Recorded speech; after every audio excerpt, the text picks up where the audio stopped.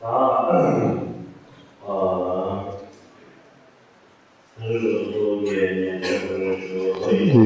raise bodhicitta and listen. We have now description, and he's continuing the transmission of the instructions on developing the two types of bodhicitta, the essence of the teachings of the meaning of Prajnaparamita as described by the founders of the two traditions. This begins with a citation from a sutra which reads, "You will leave this world and go to the next. You will enter the pitch dark and fall into the great abyss. Your parents, spouse, sons, and daughters will surround you.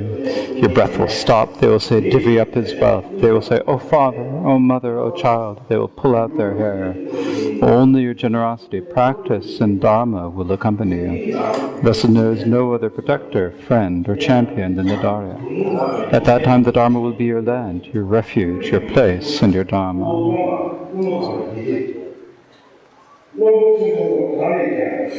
After citing the text says that even a universal emperor with all his queens and children cannot be protected from death.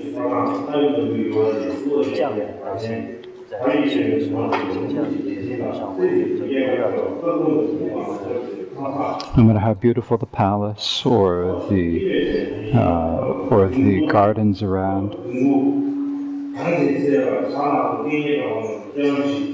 with ponds and birds, with beautiful voices.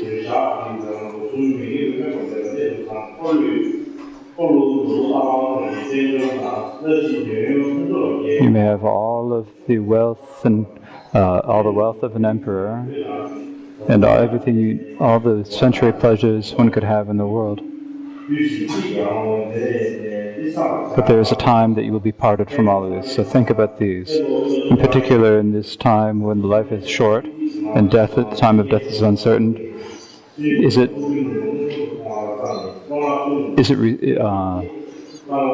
there anything that we can have confidence, in which we can have confidence? Bless me to realize the Buddha's words. Bless me to realize their meaning. Bless me not to procrastinate and bless me not to make preparations for this life. Bless me to diligent about virtue.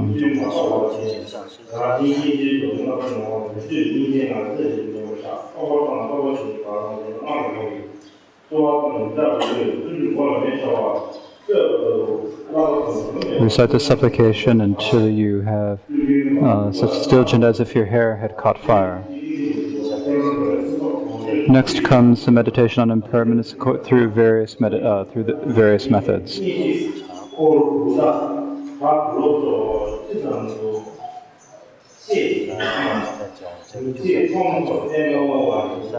No matter how many friends, family, or how much wealth you have, you will be they're all like the gathering at a market and will all leave the next day.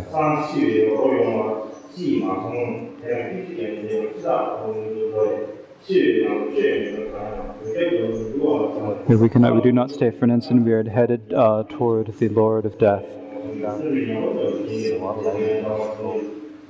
After we die, nothing other than the Dharma will accompany us as a protector or a friend. Bless me to realize impermanence. Bless me to put this life out of mind. Bless me to be diligent without ever faltering. Bless me to spend my days in lights and virtue. Next is meditations on impermanence according to scriptures and to citations from the treatises. The first citation given is one from the letter to a friend. The dangers in this life are many. It is more transient than a water bottle blown by the wind. Breathing in, breathing out. It is a wonder that we will wake up. When we wake up, we are still alive. Next is a citation from the String of Jewels, the Ratnavali by Nagarjuna. The causes of death of many, the causes of life are not, and they themselves become the causes of death. Therefore always practice Dharma. And then a quote from the Way of the Bodhisattva, surrounded by all our friends on our deathbed. The suffering of death is something that we alone will experience. when we are caught by the messengers of the Lord of Death, what good what good can any of our relatives do for us?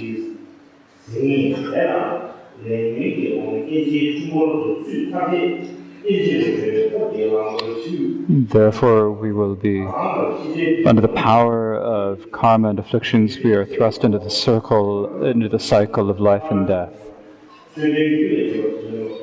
So bless me to develop the meaning of Dharma in my being. Bless me to give up meaningless acts. Bless me to be free of illness and acts.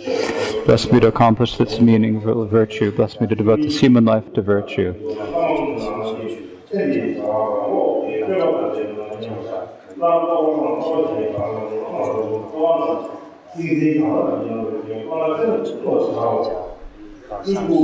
Do everything you can to focus on the immediate need, on what is immediate.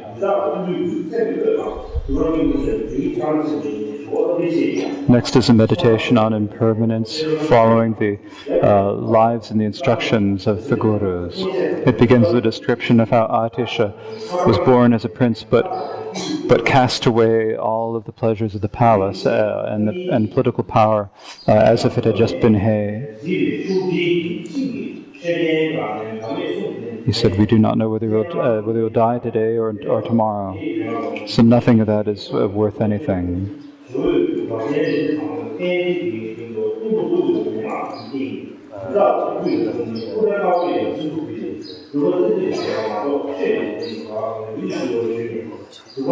He devoted himself entirely to practice.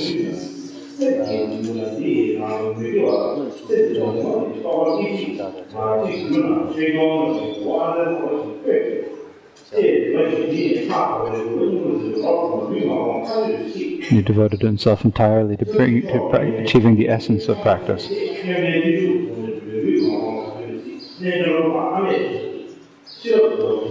The yogi Ame Changchup practiced as if always remembered impermanence and was able to give meaning to his practice. Geshe Trungpa also did not even do a single virtue that was mixed with the needs of this life.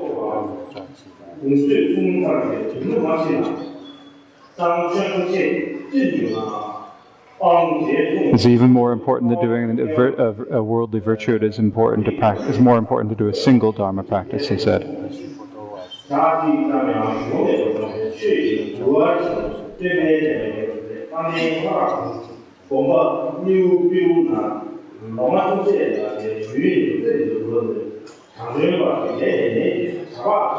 This section is reciting the deeds of many great masters who turned their backs on this life and devoted themselves to the Dharma.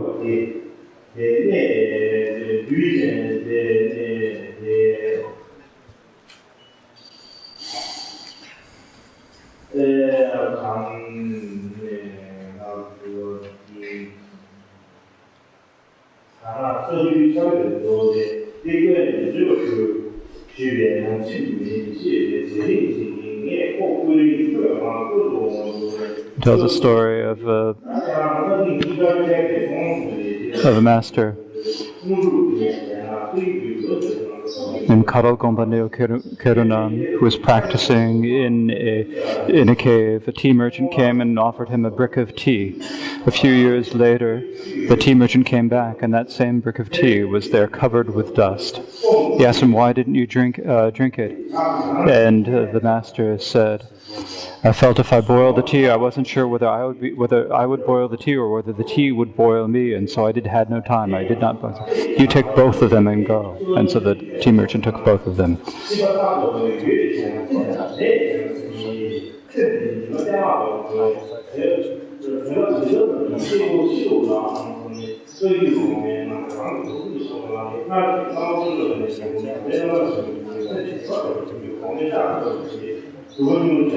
Practice, blessed to follow the examples of the great. Bless me to be free of fixation on this life. Bless me to spur myself with a rod of having no time. Bless me to make my practice meaningful.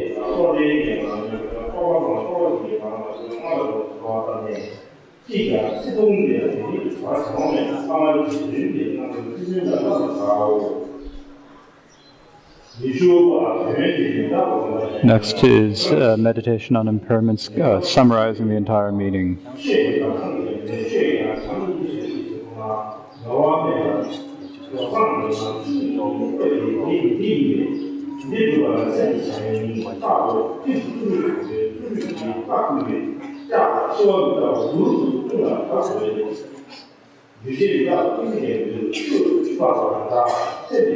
In Dharma, only loving kindness, compassion, bodhicitta are unmistaken, and these are the real way down to the path to perfect Buddhahood.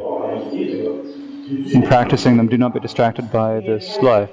Have great diligence in your striving. The composites are impermanent and do not stay for a moment. They are like falling water. This life is as transient as dewdrops on the tip of a blade of grass.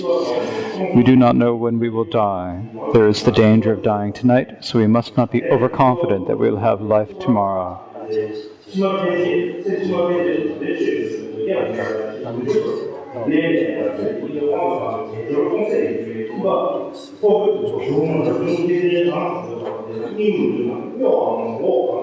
So people who are interested in this life, whether they be scholars or people, whether they are known as being good sangha members or masters, it is as if they're crazed or blessed by the demons. You wise ones with the hands of compassion, I and my old mothers wandering in samsara have all forgotten death and seek the aims of this life. We don't practice dharma and commit misdeeds. We are infected by the severe illness of bad karma, caught by the demons of misfortune, and crazed, lacking mindfulness and awareness. See us with your eye of wisdom, grasp us with your hand of compassion.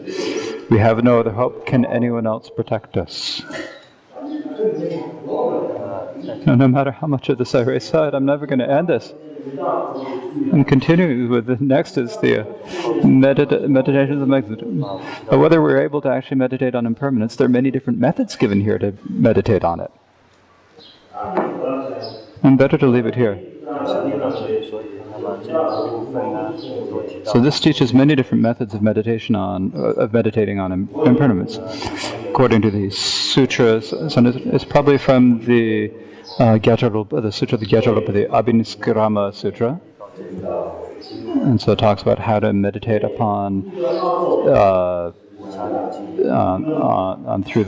impermanence through the sutra scriptures. Then there are many different ways. It's very different ways of doing this. We'll be using the imagination to various ways to imagine it and thinking if this will happen or this will happen. If we're thinking what will happen in the future. And in this way, meditate upon impermanence. And then next is the meditations on the impermanence based on scriptures, citations from the sutras. The great master of the past all practiced impermanence. And so when impermanence was really born in their beings, they spoke words. And so these words we need to incorporate into our being. So there's a quotation from the letter to a friend, one from the Madhyamaka Ratnavali, and one from the Veda of the Bodhisattva. So this is a method of meditating on Buddhism through treatings from the scripture. For example, the citation from the letter to a friend, what that teaches is that when we breathe out, or whether we inhale, when we exhale and when we inhale,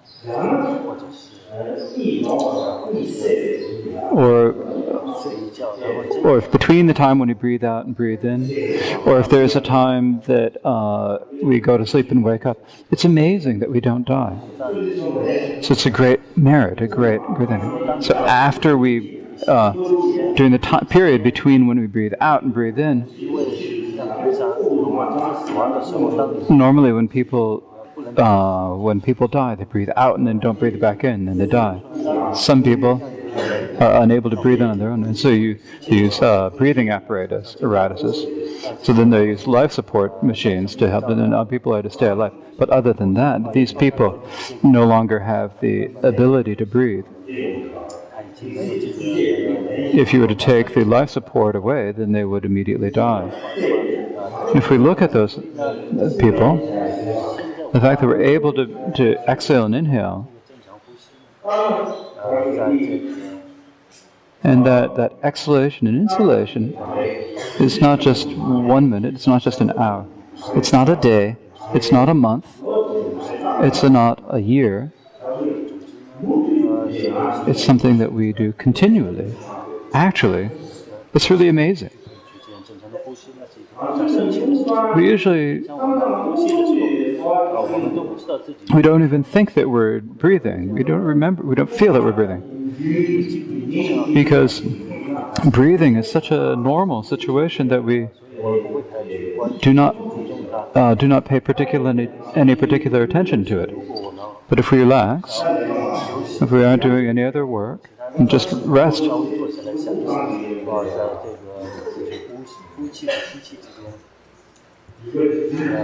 and focus our attention on the fact that we're breathing, and we can look at our breathing and say, how is it that we breathe? And this is continuous.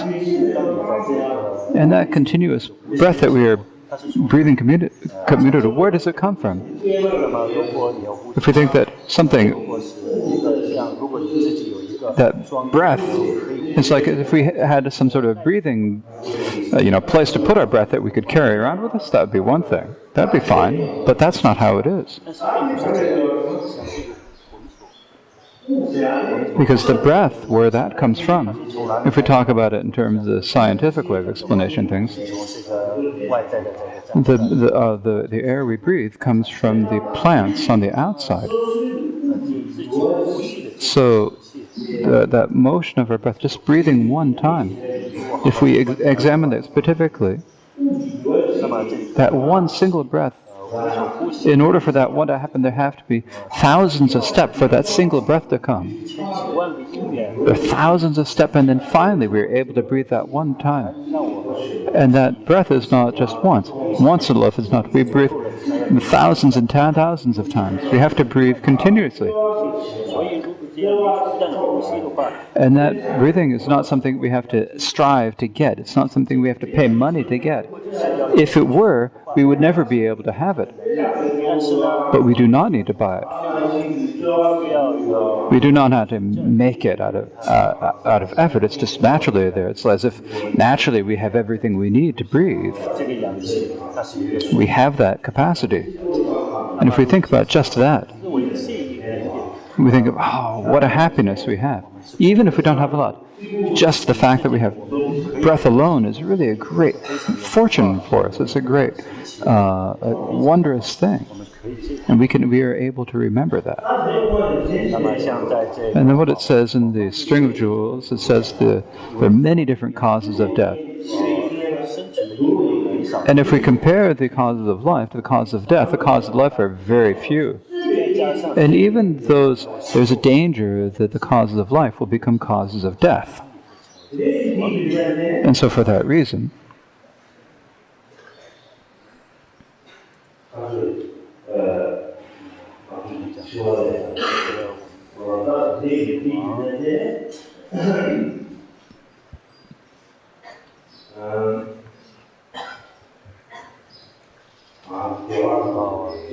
for this reason, we need to practice virtue. At the time of death, nothing other than death, than Dharma will help us. So wealth and possessions and none of that will help us at all. So we must practice the Dharma. Then there is a citation from the way the Bodhisattva.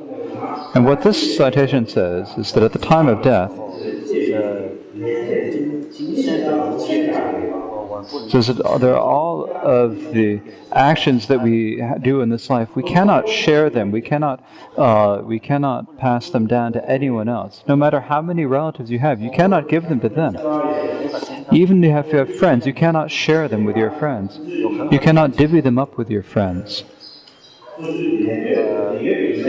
They may have the wish to take them from you, but there's nothing that you can have. So the karmic results that we have are something that we need to carry ourselves. We have to take them along with ourselves. And so our own happinesses now depend upon ourselves. And yet we do not remember that we are supposed to, that the results of what we do will ripen upon us. And this is a huge mistake that we have made.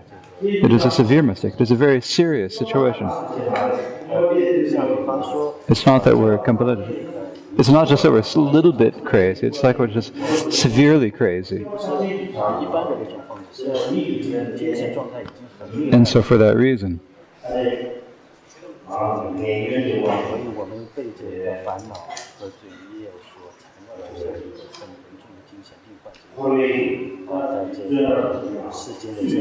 and so we have been thrust into the prison of samsara by our karma and afflictions, and we are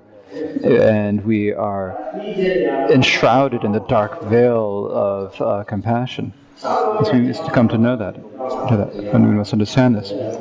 The next section was meditation on impermanence based upon the instructions and lives of the gurus.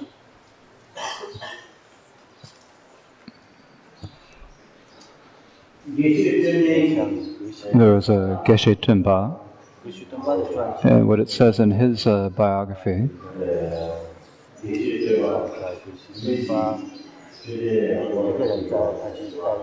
there was a person circumambulating a stupa, and when Geshe Tumpa came, he said to this person, "What are you doing?" And this person said, "Oh, I'm practicing Dharma. I'm going circumambulating and practicing the Dharma." And Geshe Tumpa said, "Oh, that you're circumambulating is very good, but you really should do true Dharma." And that person thought to himself, "Oh, circumambulating is probably not really true Dharma practice. I should do something else." So he stopped doing circumambulation, and he thought, what could that true Dharma be? It must be reading the scriptures and reading. And so he started reading. I think this is what it is. Sometimes I get the story mixed up. But so he was reading the scriptures, and he's sitting there reading. And so Geshe Tumpa came, saw him when he was reading text, and he said, "What are you doing?" And this person again said, "Oh, I'm practicing Dharma." Geshe Tumpa said, "Oh, reading the scriptures is very, very good, but it is even better to practice true Dharma." And he thought again, I'm reading the Dharma. So reading Dharma scriptures is probably not true Dharma, so what can I do? What is real Dharma practice? He started to doubt. He said, great doubt. And so he started thinking, it's not reading the scriptures. Practicing the Dharma, Dharma means doing Dharma. And so he sat as if he was practicing the Dharma, and sitting in the posture, sitting there practicing meditation. And then another day, Geshe Tumpa came by and saw him practicing the Dharma again. So what are you doing? And he's saying, I'm practicing true Dharma, he said. He was like really confident that time. Now this time there's no way he can say there's no true Dharma. And Geshe Tumpa said, just the same as before, you're doing meditation is good, but instead of that, it would be better to do some true Dharma practice. But that person really has got a real headache. What can I be doing? So what is this true Dharma you're talking about, he said. Practicing samyambudism is in Dharma, reading scriptures is in Dharma, doing meditation is in Dharma, so what is true Dharma? And Tumpa said, true Dharma is giving up on this life, putting this life out of mind.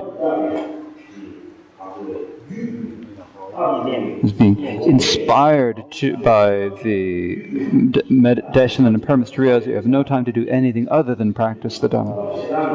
You do not have much chance to practice Dharma,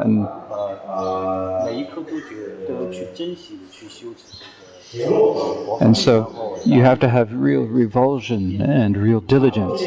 Other than that, if you do not give up on this life,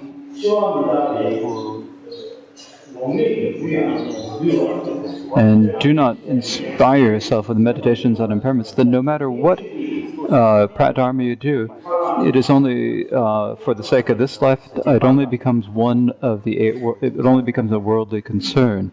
It is not true the Dharma. And so that is one example.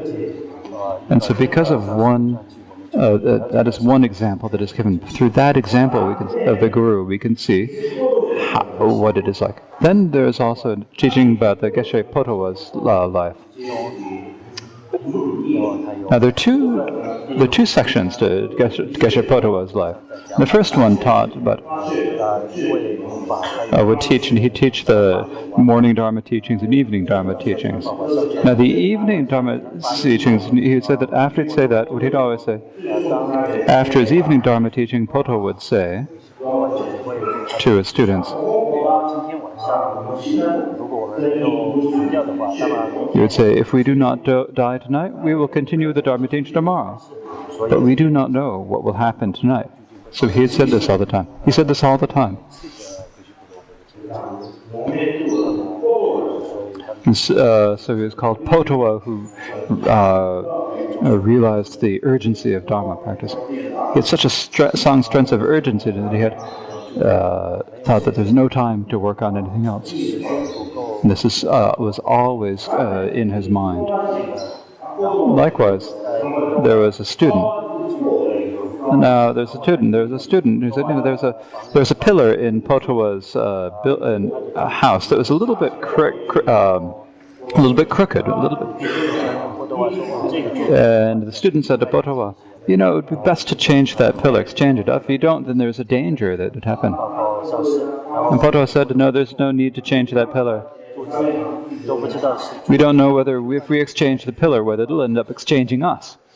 And the reason is because we don't know whether we are going to die before we change that pillar, fix the pillar. So it's better just to leave it. And so for this reason, Karmapa said, what do we need? So a Dharma practitioner is someone who must be always practicing for death. So a Dharma practitioner should be someone who gets ready for death. I'm going to die now. So there's always someone who's always thinking, I'm going to die tonight. Always preparing yourself for this. So that even if you die tonight, you will have no regrets.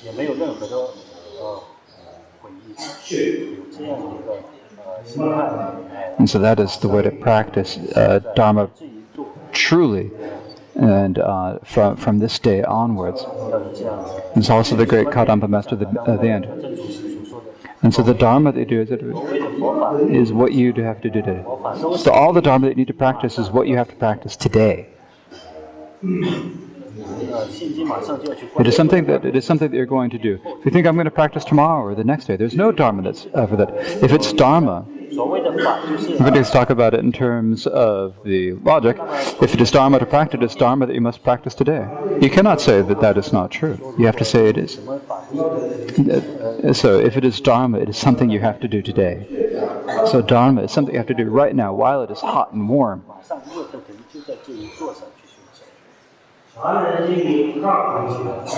Likewise, there is also Karab Gomchung. In the land of Tibet, what Guru Shunu said is in the land of Tibet.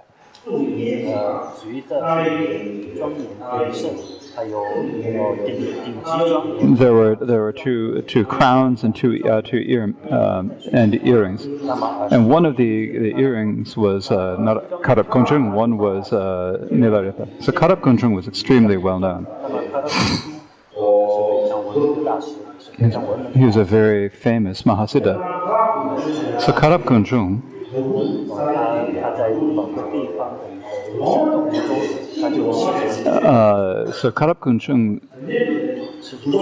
spent a long time practicing in a mountain cave, eating nothing other than leaves.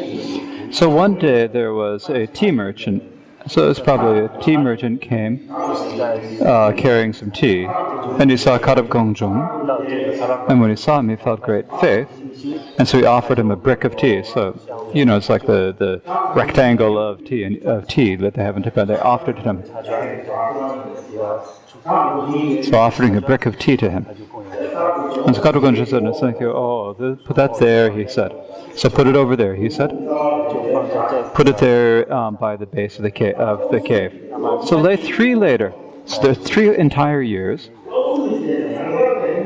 After 3 years, that tea merchant once again came to Karab Gomchung to offer him tea. And when he came to us and he saw that brick of tea had offered below, tea had offered before, it was covered over there, covered with covered by dust in the corner of the cave. And the tea merchant said, "Why didn't you boil it and brew it and make some tea?" And Karmapa Gongchen said, "I don't know when I'm going to die. So I have a real urgent practice Dharma. I have no time. I have real, so urgent. I'm too busy practicing, so I wasn't sure whether if I would brew it or it would brew me. I wasn't able to make it." And so now take away both the tea that you gave me before and the tea that you were offering me now. Take them both away and go.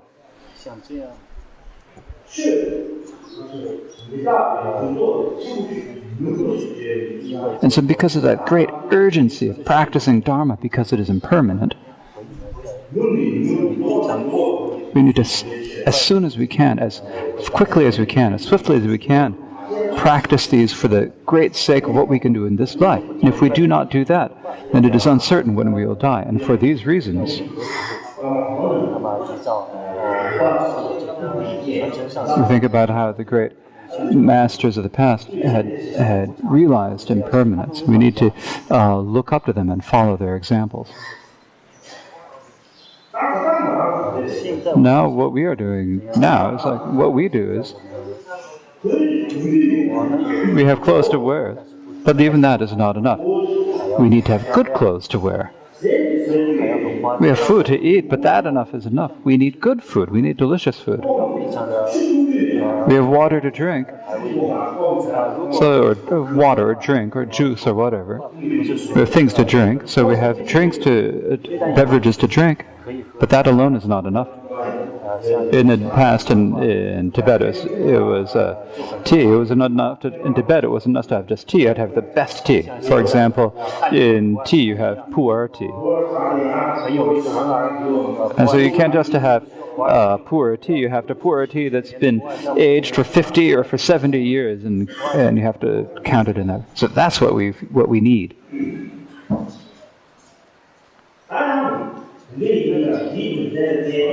And so for this reason,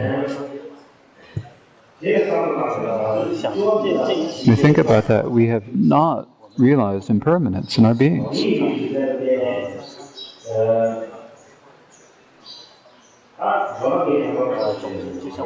As I explained the other day,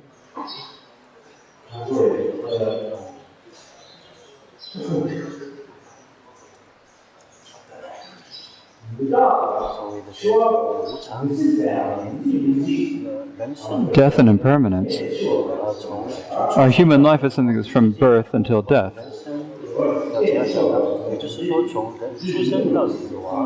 We think that we don't have a long time between the death of death. So it's not we don't need to think of our life as just being from time to death. If we can think of it as being like we think of a single day as being an entire life. So as the Karmapa instructions say, that we think of the day of the expired life. So when we get up in the morning, we think that we're being born out of our mother's womb. When we wash our face, we think that we are washing ourselves after birth. When we're drinking our breakfast, then we think that we are a baby who is drinking milk, and gradually growing, and then gradually.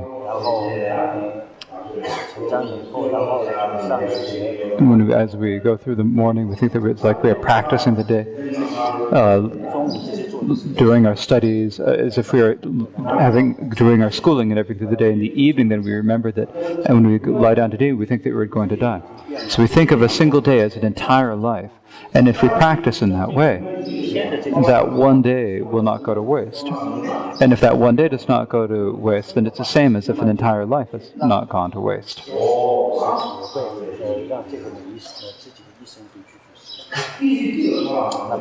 And so if we don't even waste a signal instant, if there's a signal instant that we do not waste, then that is really beneficial. That single instant is important.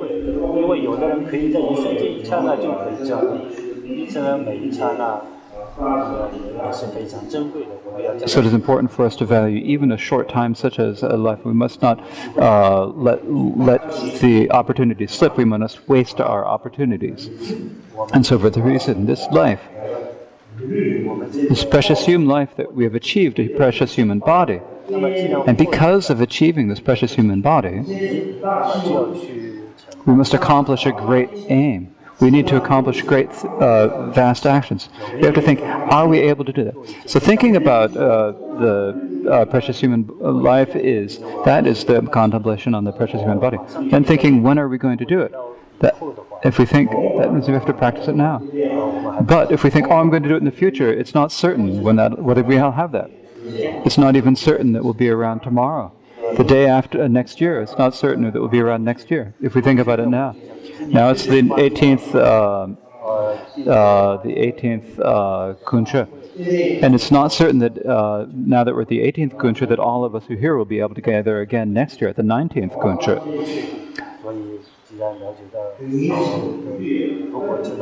And so if we have a vast thing, if we have an important thing that we need to do, we need to accomplish it right now. And so now my time has probably come on that.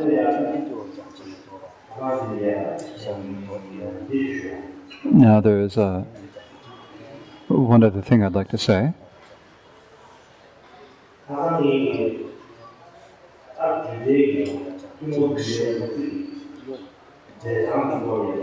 Yesterday I gave a brief explanation of the colophon to the common teachings on collected topics. Now the collected topics generally, I thought I would speak a little bit about the topic of collected topics itself. Now when you talk about collected topics,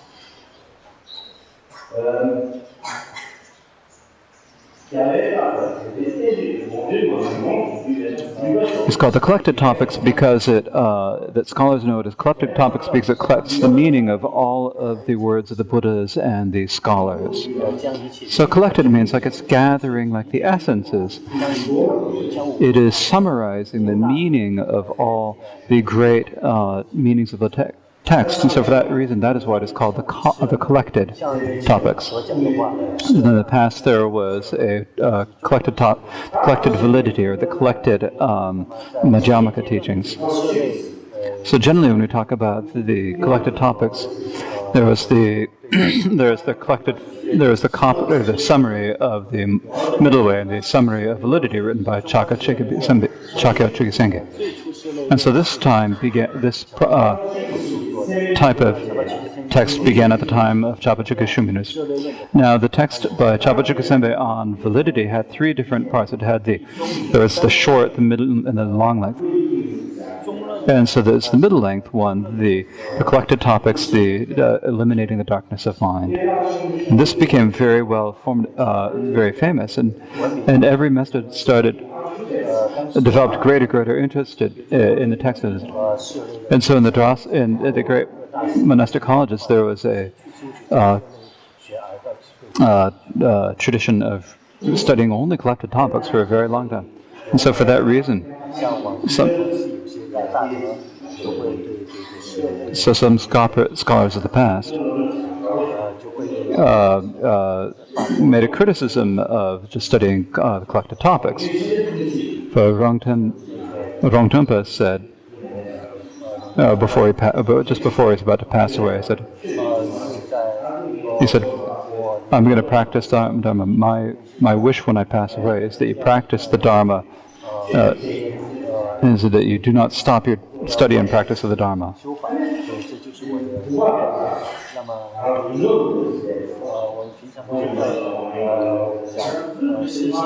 But do not really doubt about the opposites of this. When we talk about the opposite of not vast or something like that, there is no point in debating this sort of thing. And so there's a time when the topics of collected topics was a way to increase our intelligence, our discernment. And so it was studied for that. It was only for that, but not as if we only were fixated upon collected topics and then not study the great topics. Or when we study the great topics, if we then spend talking about them as the same way we talk about the collected topics, then if we do either of those, we will not be able to develop a full understanding of the great texts.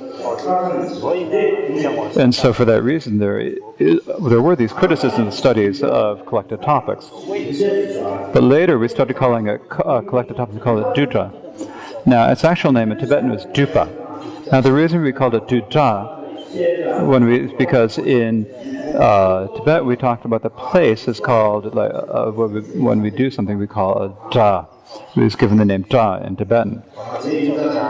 So the place we studied the collected topics was called a duda. But the actual meaning of these treatises, the collected topics, so dupa.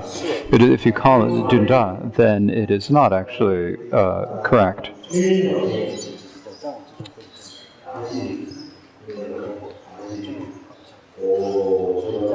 And this is discussed in the Minlin Duchen question and answer. So Minlin Lochen gave this response in one of his dialogues.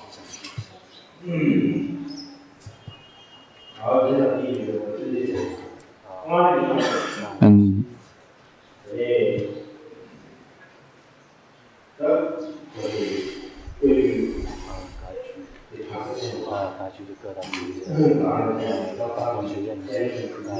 in the past, in the great Kaju and the Kamsen, they really studied collected topics very thoroughly. And how we know this is that in the life story, the biography of Kepa Kanamajade, he spent time at the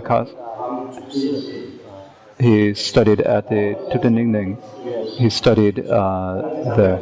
And what it says is, there was a scholar who was his name, who said this, the Sankhya and the Guluks debate the collected topics for 3 years, and so they studied the collected topics for 3 years, and then they go on. But in Kajupa, we never get to the great text because we spend 20 years debating the collected topics. And so this is talking about a scholar who had spent a long time practicing studying the collected topics.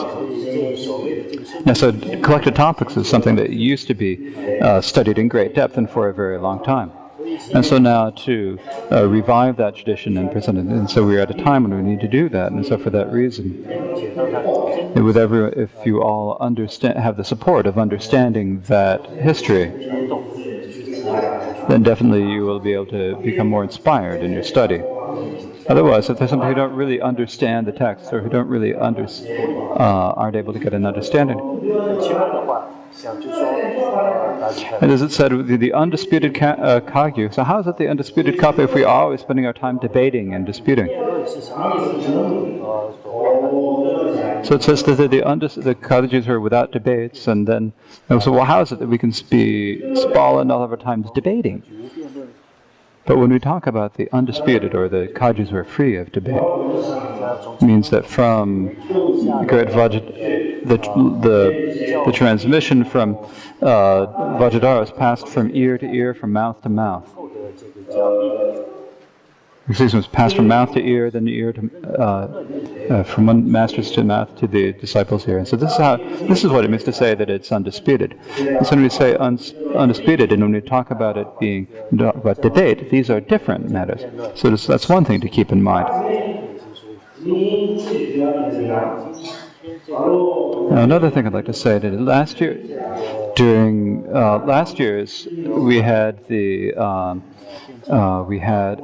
debate and discussion. That was the first time we did it, so it's just merely just for a beginning, an auspicious beginning. So we spent 40 minutes doing this.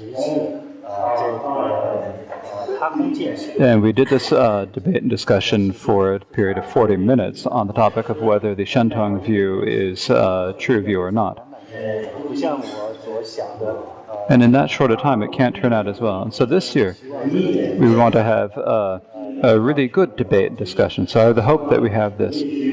So as I mentioned the other day, so within each month, so to have 1 or 2 or 3 if the monks from each of the shuddhas who are able to do this. And so several monasteries, several shuddhas have prepared this. I'd like to thank them. So this year on the 12th, we will have the debate and discussion. And during that, there are 2 topics that will be discussed. The first is whether the Shentang view is a true view or not. And the second topic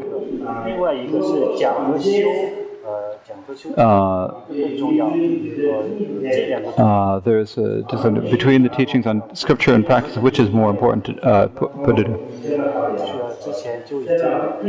And so we've given an announcement of this to all of the shuddhas, and we hope that you've prepared. But while we're doing the debate and discussion, there will be the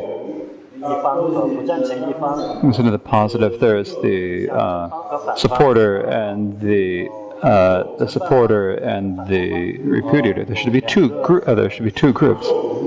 So one group supporting the position, one group against it. And so since we have 8 different shuddhas, if we have 4 shuddhas supporting each position, 4 people negating or refuting each position. And so if we say that, and so in order to determine which shuddha will be on which side, we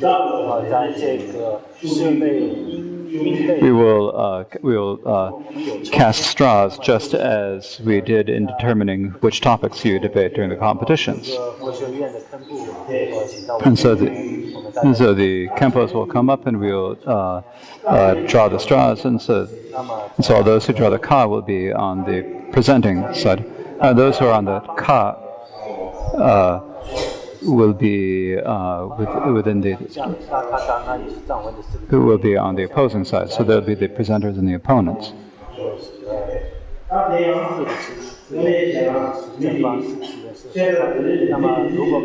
Now we need at least one person from each person. Now there are two different topics. So for each topic we will need 2 people from each Shedra, since there are 2 different topics. If you only have 1 person to send, then it's a different matter. If you have enough people to send, then it's best to send 2 people for each topic.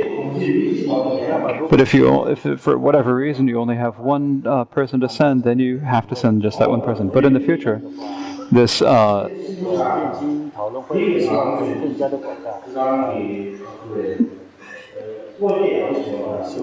have a great hope that this will be, that this tradition will develop, and it'll be a great help for us to develop. Because sometimes when we give the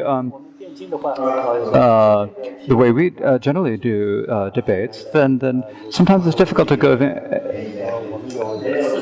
It's very difficult to give an actual decent answer, and so when you're making the debate, it's difficult. It's a question of whether you're actually to pass, whether you're able to predict guess in a logical order or not. And so there's no way. Now, when you're doing a Western style debate, there's no way to. And when you're responding, you have to give an answer. If you can't just say a short answer such as yes, no, or it doesn't pervade, or so forth. So I hope that in the future this will help us. So in the future, we will have various different topics, like whether the Mahayana scriptures are the words of the Buddha or not. Or we can divide a discussion between the Mahayana, between the middle way and the mind-only views. Or we can also have one can take the earlier Madhyama, someone can take the later. I said this the other day, and it's kind of I have a Geshe whom I know, and put him on the. I have a Geshe I know, and I put him on the Kaiju side, and then we Kaiju take the Geluk side, and have a debate. And so, how do we get to know each other's positions? Now, it's said that there used to be a tradition of this. So some would take in Rumtek there. Some people take the non-Buddhist view, and some people take the Buddhist view. So you have to use. It's actually very difficult to debate the non-Buddhist views. So if you're able to take that sort of a Western-style debate, and if we're able to develop and it improves, then I think that definitely it will bring benefit. And so now you have to start doing the preparation for. So not something. So now there should be something that we have to do. So and so. 那会有奖励的哦，这个所谓的辩论，会拿到什么奖品？ Now there is actually going to be a prize for winning. Now it's not written down on any paper. It's what you get if you win, and what you lose if you lose is not written. It's a secret now. But last year we just put it at this and we all knew who was going. Everyone knew what was going on. But this year it's not going to be like that. And so the people on the presenting side will go into one place and make their dissent. The people on the opposing side will go to another place. So last year it was telling, now you read this, now you do this, and give them this. Now that will not happen this year. So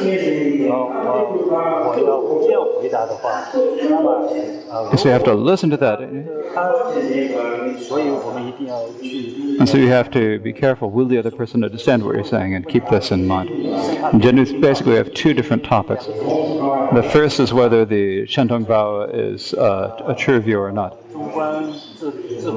So generally, we have this lot of talk about a lot of the Shentong and the Rongtong views, and there are many people there are many masters in Tibet who said that it is a true view, and those who say that it is not a true view, or whether it is correct or not.